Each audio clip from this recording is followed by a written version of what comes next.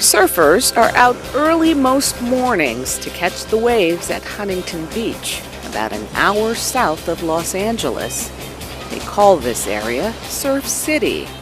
For Tom Morey, surfing is a passion and a way of life. Surfing, to me, is creation's most succinct metaphor, best metaphor for how to live your life.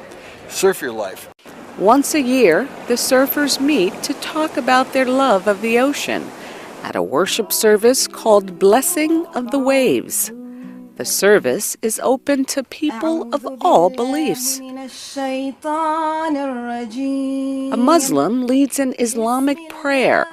Someone else blows a traditional Jewish ram's horn called a shofar. Manek Bawala, a Zoroastrian, reads a prayer in the ancient Avestan language.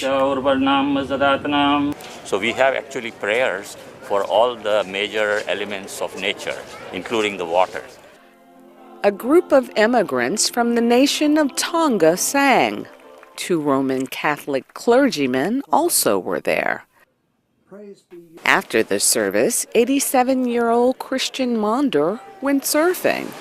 It takes a lot of skill, but it's a wonderful feeling when you're moving with the ocean, especially when you can stand up and ride it wherever you want.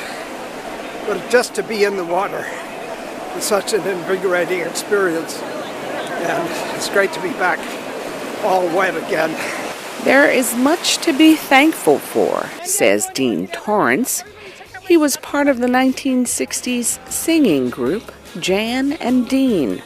They helped to popularize surf music with songs like Surf City.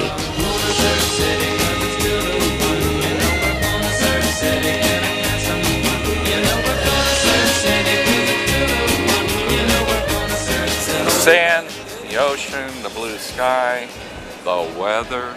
I mean, what could be better? I'm very, very, very blessed to be here in a place that we call Surf City.